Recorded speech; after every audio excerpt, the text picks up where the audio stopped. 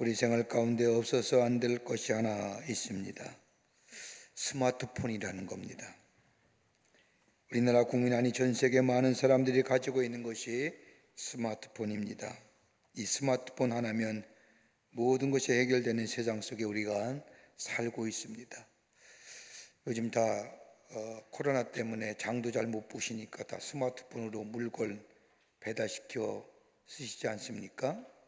굳이 바깥에 안 나가도 집안에서 스마트폰 하나면 물건도 자유롭게 살 수도 있고 또 배달 받아서 유용하게 쓸 수 있을 정도로 시대가 발전했습니다. 코비드19로 인하여 나라마다 문을 걸어놓아 본국에 들어왔던 많은 선교사들이 선교지에 들어갈 수 없게 되자 다양한 방법을 통하여 선교의 일을 계속하고 있는데 그 가운데 하나가 스마트폰을 이용하면서 계속적으로 선교의 장을 열어가는 것을 보게 됩니다. 그럼에도 불구하고 전문직이나 그 밖에 일에 종사하는 사람들에게 절대적인 것이 필요가 있다고 한다면 아마 컴퓨터일 겁니다. 컴퓨터를 켜서 자신이 하는 작업이나 또는 포털 사이에 들어가서 정보를 얻으려고 하면 꼭 요구하는 것이 하나 있습니다. 뭘까요? 아이디입니다. 얼마 전에 자료를 얻기 위하여 한 포털 사이트에 들어갔다가 그 포털 사이트에서 저희 아이디가 무엇이냐고 묻는 겁니다. 평소에 잘 쓰던 아이디를 넣었더니 컴퓨터상에서 쓰여지는 말, 당신의 아이디는 틀렸습니다. 다시 입력하시오. 아무리 생각해도 내가 평소에 즐겨 쓰던 아이디인데 하면서 여러 번 넣어봐도 대답은 똑같이 당신의 아이디는 틀렸으니 다시 넣어주길 바랍니다. 그때부터 내가 들어가던 공간에 나의 아이디를 찾기 시작을 했습니다. 얼마간의 시간이 지난 후에 나의 아이디를 찾아서 그 사이버, 그 포털 사이에 들어갈 수가 있었습니다. 아이디가 너무 많죠. 많다는 것은 자기 정체성에 혼란이 온다는 얘기도 있습니다만 저도 아이디가 많습니다.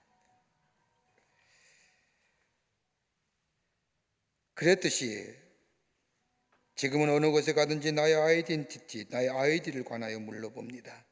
다른 말로 말하면 당신은 누구십니까?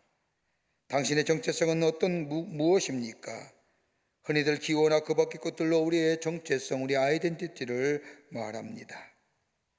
여러분, 우리가 인생의 여정을 살아가면서 가장 많이 우리 자신에게 던지는 질문이 무엇일까요? 아마 이런 건 아닐까요?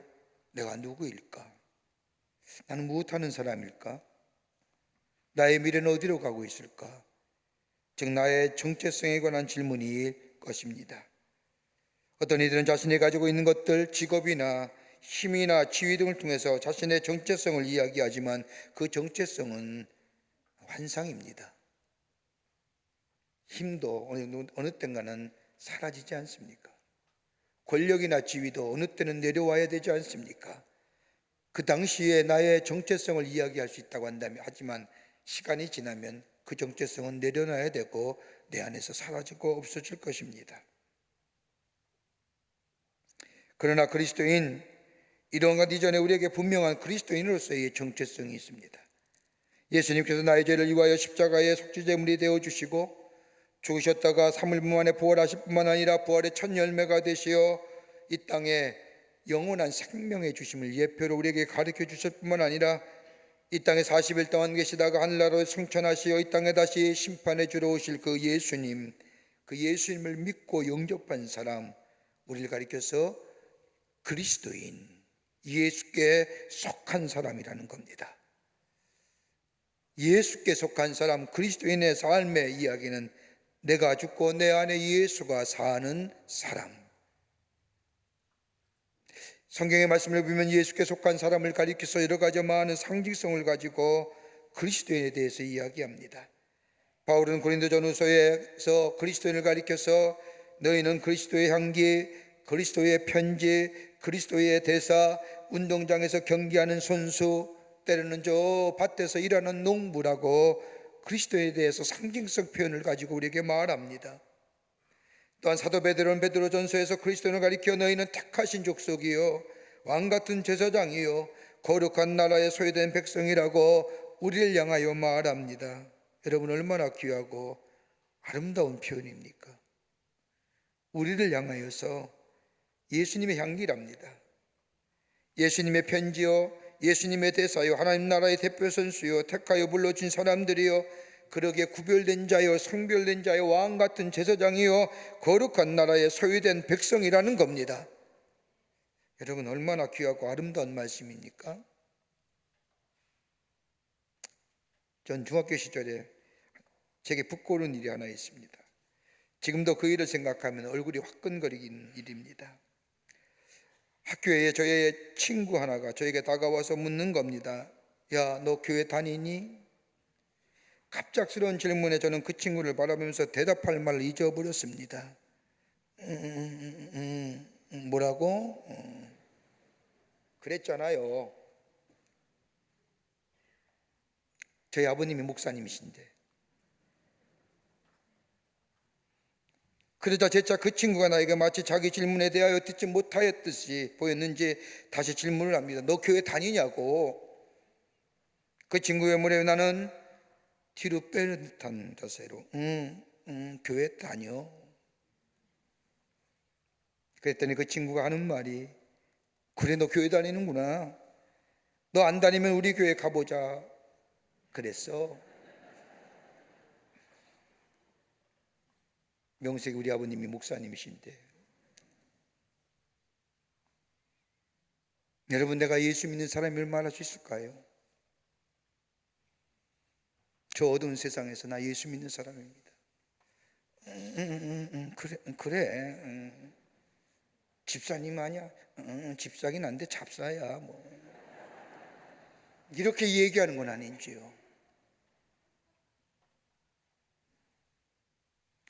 에레미야 9장 23절과 24절의 말씀을 보면 여호와께서 이같이 말씀하시되 지혜로운 자는 지혜를 자랑하지 말라. 용사는 그의 용맹을 자랑하지 말라. 부자는 그의 부함을 자랑하지 말라. 자랑하는 자는 이것으로 자랑할지니 곧 명철하여 나를 아는 것과 나 여호와는 사랑과 정의와 공의를 땅에 행하는 자인 줄을 깨닫는 것이라. 나는 이 일을 기뻐하노라. 여호와의 말씀이니라.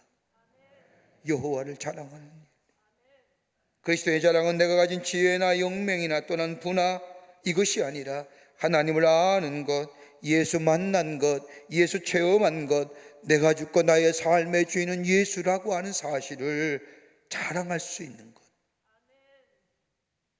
오늘 본문의 말씀은 사도 바울의 이야기입니다.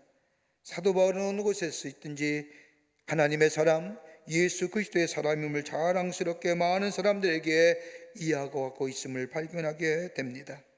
오늘 말씀은 바울이 복음을 전파하다가 착보되어 유다의 법정에서 재판을 받고 있습니다. 당시 유다 땅을 다스리고 있던 베스도 총독 앞에 끌려가 재판을 받고 있는 겁니다.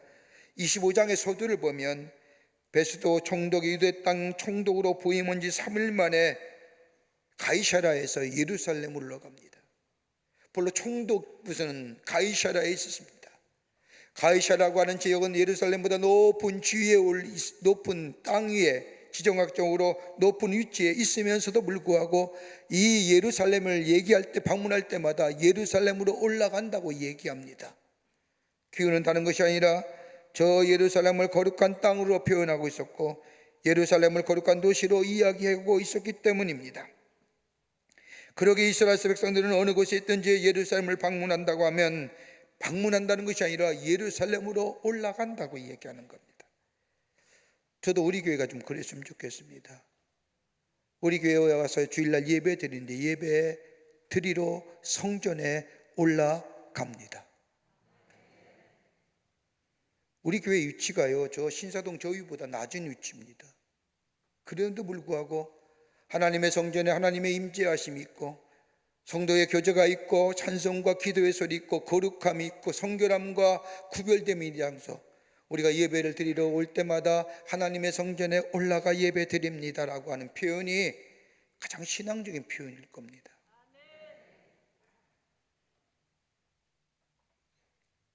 베스도가 총독으로 임명받은 지 가이사랴의 제아라고 하는 지역에 거주하지만은 이스라엘 백성들의 환심을 사기 위해서 총독으로 부임한 지 3일 만에 예루살렘을 방문하러 올라갑니다. 그런데 그 첫 번째로 방문에 부딪힌 문제는 다름 아니라 바울의 재판에 관한 문제입니다. 바울은 피고인으로서 자신의 생명이 베데스 총독의 손에 달려있음에도 불구하고 오늘 재판의 말씀을 보면 살기 위하여 굽신거리거나 아부하거나 변명하기보다는 정정당당하게 내가 믿고 있고 내가 따르고 있고 내 자신이 증거하고 있는 예수 그리스도를 통하여 담대히 전하고 있는 것을 봅니다. 그의 증거는 다름이 아닙니다. 저 예수님이 하늘 보좌를 부리시고 인간의 몸을 시고 이 땅에 오실 뿐만 아니라 우리의 죄를 대속하기 위하여 십자가에 달려 돌아가시고 말씀하신 대로 3일 만에 부활하셨을 뿐만 아니라 이 땅에 40일 동안 계시고 그리고 저 하늘나라에 승천하셔서 이 땅에 재림주로 다시 오실 겁니다. 이 말을 듣고 있는 베스트 총독은 내심 놀랍니다. 재판을 받으러 온 피고인입니다. 살기 위해서라면 자신을 변명해야 되며 자신에 대한 얘기를 해야 되기에 급급하거늘 사도 바울의 경우는 정반대의 모습을 보이고 있는 겁니다. 사느냐 죽느냐의 문제는 둘째 문제입니다. 바울은 그저 자기가 하던 대로 예수 그리스도를 담대하게 증거합니다. 이 모습을 본 베드로 총독이 오늘 본문의 말씀을 보면 내가 미쳤느냐? 아니면 정상적인 사람치고 이런 말을 할 수 있느냐? 이 말을 듣는 바울은 더욱더 정정당당하게 이렇게 전합니다. 25절과 29절의 말씀을 보면 내가 미친 것이 아니요 참되고 정신 차린 말을 하는 것이요 당신뿐 아니라 오늘 내 말을 듣는 모든 사람이 이렇게 결박당한 것 외에 나와 같이 되기를 원합니다. 예수가 이 땅에 오심, 그리고 우리 죄를 대신하여 십자가에 달려 돌아가심, 부활하심, 그리고 승천하심, 다시 오실 재림의 주로 심판의 주로 오신 그 예수님, 내가 묶인 것 외에 내가 얽매인 것 외에 나와 같이 예수 그리스도를 증거하는 사람, 나와 같은 사람 되기를 원한다는 이야기입니다.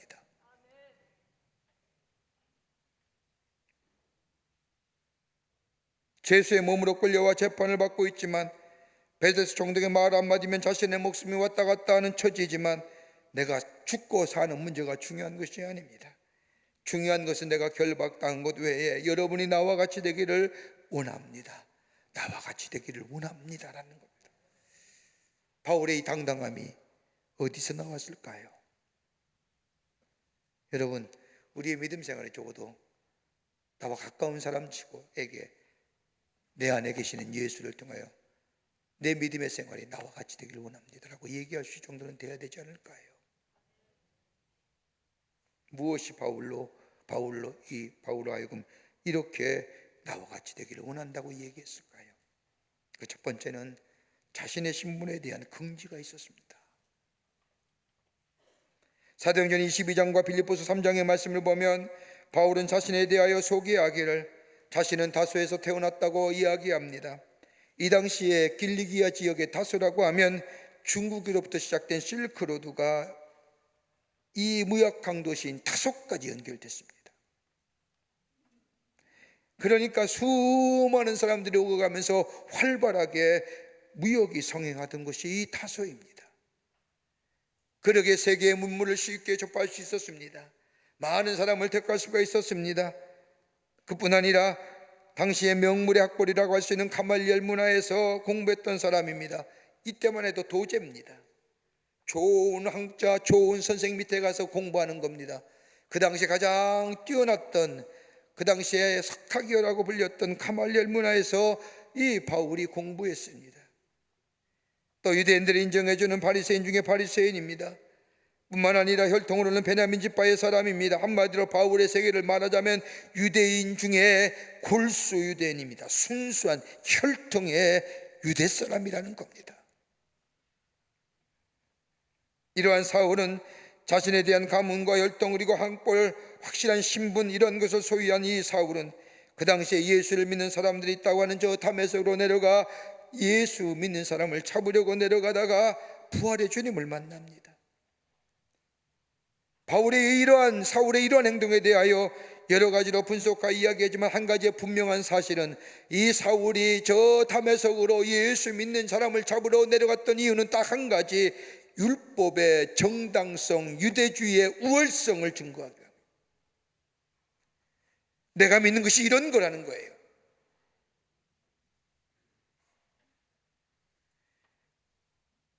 그때 사울은 부활하신 주님을 저 다메섹에 만납니다. 그리고 새로운 존재의 사람으로 변화됩니다. 예수를 만나 새로운 사람이 된 그는 그의 삶을 대하여 고백하기를, 빌립보서 3장 8절의 말씀을 보면 이 모든 것을 내가 배설물로 여기노라, 오직 내게는 예수 그리스도밖에는 자랑할 것이 없노라라고 얘기합니다. 예수 만난 후에 새로운 존재의 삶으로 변화된 이 사울, 그래서 이름이 사울에서 바울로 변화된 이 바울은 내가 예수밖에 자랑할 것이 없다고 얘기합니다.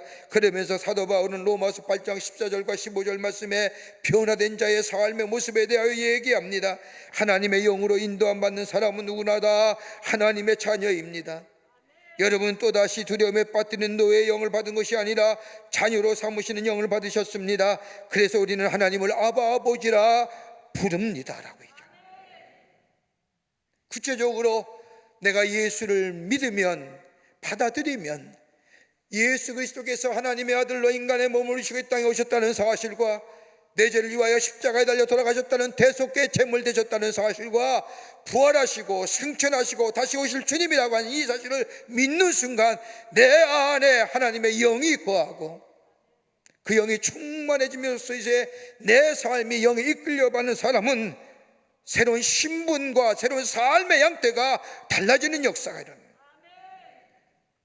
종의 자녀에서 아들의 변화, 어둠의 자녀에서 빛의 자녀로 변화될 뿐만 아니라 죄의 자녀에서 구원받은 자녀로 변화되는 역사. 여러분 보십시오.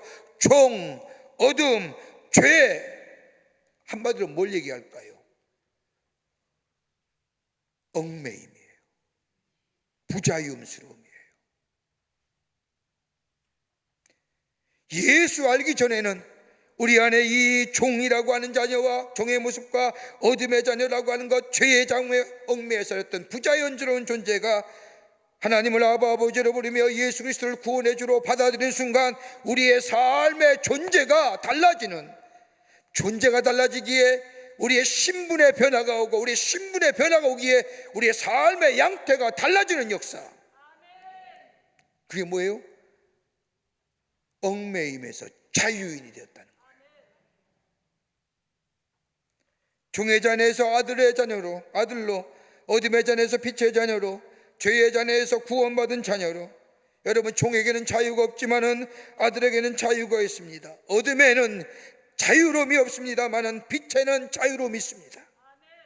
죄에는 자유로움이 없지만 죄에서 자유함을 얻는 자는 마음껏 자유함을 누립니다. 여러분, 인간을 행복하게 하는 가장 큰 자유는 다름이 아니라 죄로부터의 자유입니다. 사람이 죽을 때 가장 괴로워하는 것은 다름이 아니라 죄에 대한 것과 더불어 그 마음속 깊은 자리에 자리 잡고 있는 죄책감 때문에 가슴치며 애통해하는 자가 얼마나 많은지. 예수 그리스도를 영접하게 될 때 우리의 신분의 변화가 일어납니다. 나는 더 이상 저 죄에 속하여 있는 어둠의 아들이 아니라 예수를 믿음으로 하나님의 아들이라 일컬음을 받게 되고, 더 나아가 하나님의 인정과 보호하심과 그리고 아버지의 사랑 가운데 살아있고 있다고 하는 이 신분에 대한 변화, 내 정체성의 변화, 그러게 내 삶의 존재 양식이 달라지며 삶의 양태가 달라지는, 약한 데서 강하게 하시려고 불러주시고, 참을성이 약한 자를 인내의 사람으로, 이해심이 약한 자를 사랑의 사람으로, 의지력이 약한 자를 결단의 사람으로, 행동이 약한 사람을 실천의 사람으로 변화시켜 주셨다는 겁니다. 그러기에 실존주의 신학자인 폴 틀리의 표현에 의하면 뉴 비잉이 된 거예요. 새로운 존재로서의 새로운 삶의 양식과 삶의 양태를, 생각도 마음도 행동도 새롭게 된 존재. 그러게 바울은 빌립보 3장 7절과 9절의 말씀을 보면 무엇인지 내게 유익하던 것을 내가 그리스도를 위하여 다 해로 여길 뿐더러 또한 모든 것을 해로 여기면 내 주 예수 그리스도를 아는 지식이 가장 고상하기 때문이라. 내가 그를 위하여 배설물로 여기면 그리스도를 얻고 그 안에서 발견되려 함이. 여러분, 가장 고상한 지식이라. 왜 이 얘기했을까요? 다름 아니라 예수 안에 내가 누구인가를 발견되기 때문이에요. 내가 어떤 사람인가, 내가 어떤 모습인가. 여러분, 현재의 모습만 발견되는 것이 아니라 예수 안에 있는 자는 과거의 모습과 더불어 지금의 모습, 더 나아가 장차 내게 임할 나의 미래의 모습까지 예수 그리스도 안에서 발견되기 때문입니다. 여러분, 세상의 학문들, 세상의 진리라고 얘기하는 것들, 나의 과거와 현재 그리고 미래의 모습은 말합니까? 아마 말하는 사람, 말하는 학문은 없을 겁니다. 과거와 현재의 모습은 말할지 모르지만 미래에 대해서는 그 누구도 자신 있게 이야기할 사람 아무도 없습니다. 그러나 예수 그리스도 안에 있는 사람은 과거뿐 아니라 현재뿐 아니라 미래에 내가 어떻게 될 것인가 알 수 있을 뿐만 아니라 말할 수 있다는 겁니다. 그게 가장 고상한 직신. 이러한 신분 위에 자긍심을 가진 바울은 갈라디아서 6장 17절 말씀에 이후로는 누구든지 나를 괴롭게 하지 말라. 내가 내 몸에 예수의 흔적을 가졌노라. 흔적이 뭡니까? 헬라어의 스티그마입니다. 소나 양을 기르는 목축업자가 목동이 이 양은 내 것입니다, 이 소는 내 것입니다라고 그 흔적을 남기기 위해서는 불에 담근 쇠를 가지고 소나 양의 등자리에 찍는 거예요. 흔적을 남기는 거예요. 난 예수의 흔적을 가진 사람, 내 몸에 예수의 흔적을 가졌노라고 말하는, 이제 나는 예수의 소유된 사람이요, 하나님 나라의 자녀요, 하나님 나라의 백성이요. 이 자긍심을, 자신의 신분에, 자기 아이덴티티에 자긍심을 가진 바울은 오늘 여러분도 나와 같이 되기를 원합니다라고. 세상의 자녀가 아니라 창조되시고 전능하신 하나님의 자녀, 내가 예수께 속한 사람. 그러기에 내가 이렇게 묶인 것 외에는 여러분도 나와 같이 예수의 사람임을 자랑스럽게 여기는 하나님의 사람들 되기를 원한다는 말씀입니다.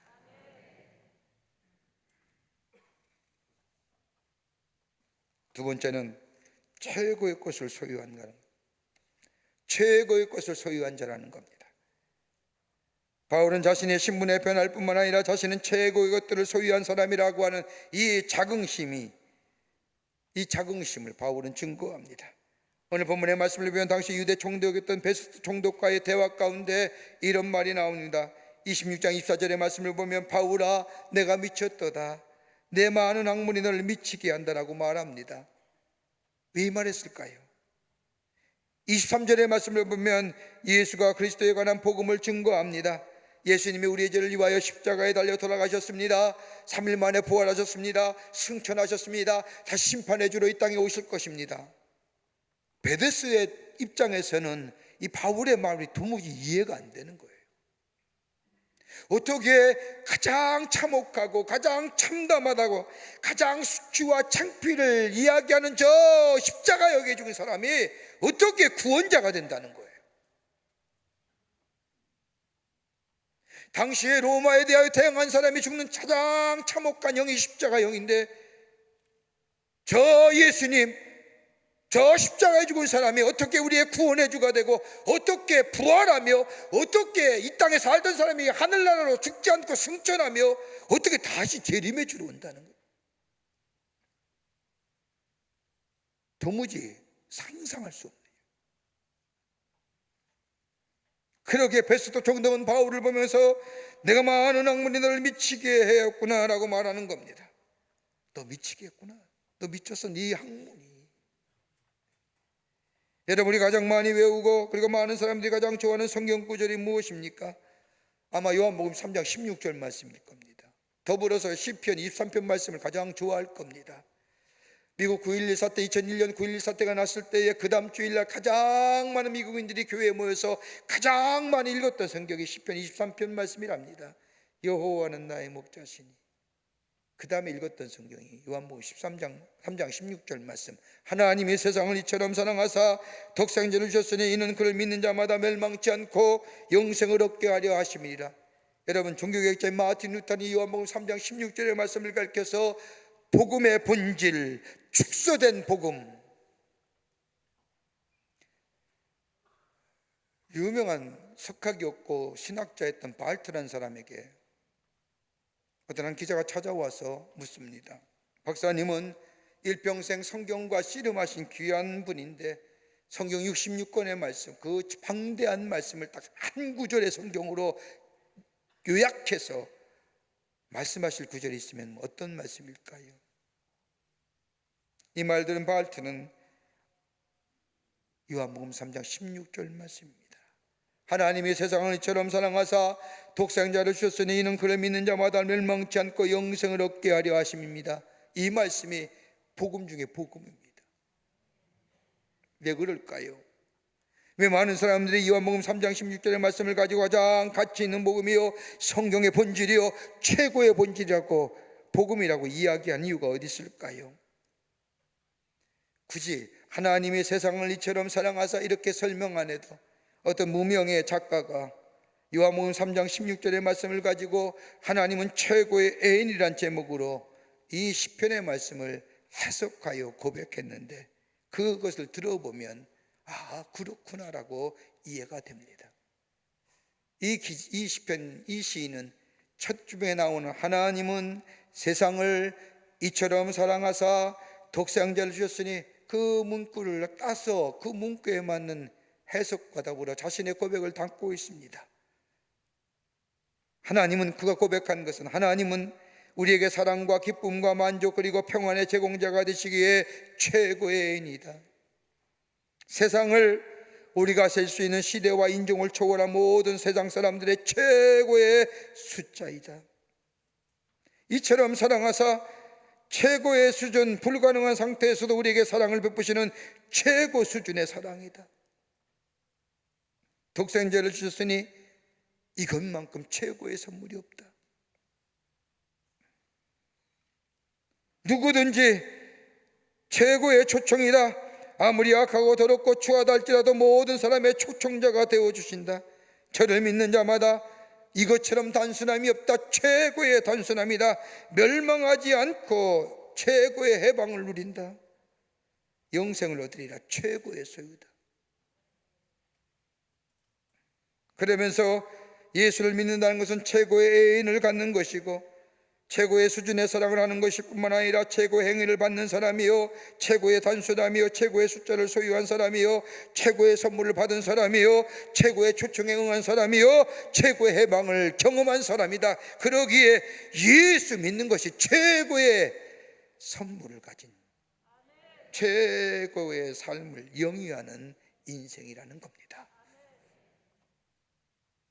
바울은 아그리파 왕과 베스트 총독 앞에서 최고의 것을 가진 것에 대한 이 소유한 자긍심을 잃지 않고 저들 앞에서 예수 그리스도를 담대하게 전합니다. 그러면서 여러분도 나와 같이 되기를 원합니다. 여러분 이 때에 이 시대에 우리에게 필요한 게 뭘까요? 바이러스가 속히 이 땅에서 물러가는 것도 중요합니다. 건강한 나라와 건강한 백성 되는 것도 중요합니다. 그러나 예수 그리스도인으로서 우리에게 필요한 게 뭘까요? 지금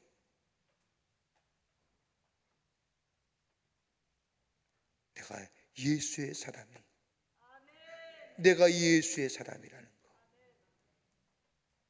그렇게 바울은 그 환난과 그 재판, 그 죽음 앞에서도 여러분 내가 지금 이렇게 얽매인 것 외에 여러분도 나와 같이 되기를 원합니다라고 얘기하는 거예요. 왜요? 최고의 것을 가진 자로서.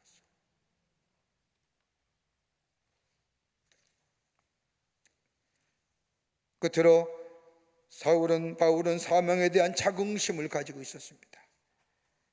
사명에 대한 자긍심을 가지고 있었다는 겁니다. 사도 바울은 자신이 하고 있는 일에 대하여 대단한 긍지를 가지고 있었다는 겁니다. 바울은 3차 전쟁을 마치고 이제 마지막으로 예루살렘으로 돌아가는 길에 불길한 생각이 듭니다. 왜요? 바울은 성령의 인도 안 받는 사람이기에 성령께서 하시는 음성 따라 사는 거예요. 예루살렘으로 돌아가면 아마도 좋지 못할 일이 기다릴 것 같아서 사도 바울은 저 소아시아 예배소 근처에 있는 밀레도라고 항에 일시 정박을 합니다. 시간이 없어서 물론 밀라도에서 예배소까지 가지 못하고 예배소 교회에 있는 장로들을 밀라도 한국까지 오도록 합니다. 그리고 장로들에게 마지막 설교하지요. 사도행전 20장 22절의 말씀을 보면 보라 이제 나는 심령의 매임을 받아 예루살렘으로 가는데, 심령의 매임을 받는 것은 하나님의 거룩한 영에 이끌려 사는 간 올라가는데 거기서 무슨 일을 만날지 알지 못하노라. 그러나 나의 달려갈 길과 주 예수께 받은 사명곡 하나님의 은혜의 복음을 증거한 일을 마치려 하면은 나의 생명을 조금도 귀한 것으로 여기지 아니하겠노라. 자기 하는 일에 대하여 자기 생명보다 더 큰 값어치, 보람, 긍지를 가지고 있다는 겁니다. 뭘까요? 하나님 나라의 복음을 전하는. 여러분, 직업이라는 의미가 뭘까요? 직업은 라틴어에서의 보카라고 하는 단어에서 나왔습니다. 이 보카라고 하는 것은 부른다는 겁니다. 그래서 우리가 직업을 가리켜서 잡이라고 얘기하는 건데, 먹고 사는 일에 의해서 쓰는 것이 잡. 그러나 진정으로 부르심을 받아서 거룩한 신성한 일로서의 직업을 가리켜서 뭐래? 버케이션이라고 얘기합니다.